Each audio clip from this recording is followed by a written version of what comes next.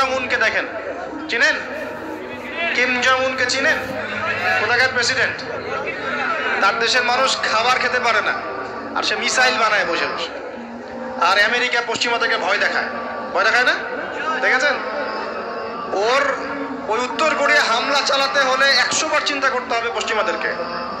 হ্যাঁ, কারণ সে 8-10টা মুসলিম কান্ট্রির মতো না যাদের কাছে এরকম কোনো অস্ত্র নাই। কথা বুঝতে পারছেন? ওকে অত সহজে কিন্তু কেউ আক্রমণ করবে না। তারপরেও আবার চায়নার সাথে ওর বন্ধুত্ব আছে, রাশিয়ার সাথে ওর বন্ধুত্ব আছে, ঠিক আছে? এর একটা অ্যালায়েন্স, এটাকে জিও পলিটিক্যাল ভাষায় ওদের অ্যালায়েন্স বলে। তো ওরা শক্তিশালী হলো কিভাবে? শুধুমাত্র ফাইন্যান্স দিয়ে না, এখানে পলিটিক্যাল ভিত্তি শক্ত, অস্ত্র শস্ত্র তাদের আছে। এখন বহির্বিশ্বের শত্রুরা ওদের দিকে চোখ তুলতে পারছে না, এত সহজ না।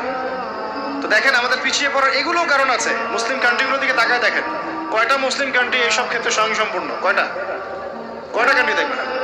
বিশ্বকাপ আয়োজন করে বেড়াচ্ছে, বিশ্বকাপ ফুটবল আয়োজন করে বেড়াচ্ছে, পাশে ইয়েমেন সিরিয়ার মানুষ খেয়ে না খেয়ে মরে যায়, দেখার সুযোগ নাই।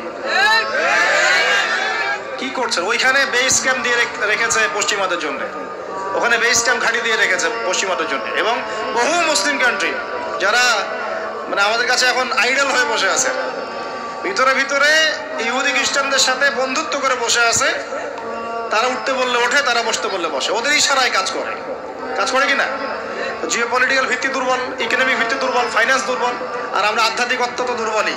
তো সব মিলিয়ে এই যে 100 বছরে আমরা পিছিয়ে পড়লাম, এখানে 100টা কারণ খুঁজে বের করা যাবে। প্রায় 1200 থেকে 1250 বছর পর্যন্ত এই পুরো বিশ্বটাকে আলোর পথ দেখিয়েছে মুসলিমরা।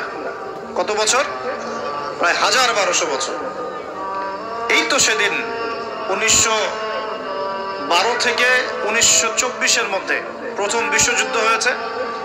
তখন উসমানীয় খেলাফতে যারা ছিল এরা মূলত রাশিয়ার পক্ষ নিয়েছে, আর এগেনস্টে ছিল ব্রিটেন এবং তার মিত্র বাহিনীরা। ফলশ্রুতিতে দেখা যায় যে উসমানীয় খেলাফতটা ধ্বংস হয়ে যায়, জেরুজালেম দখলে চলে যায়, এবং বিশ্বের মধ্যে একটা শেল যেটা বাকি ছিল ইসলামিক শাসনতন্ত্রের, সেটা নষ্ট হয়ে যায়।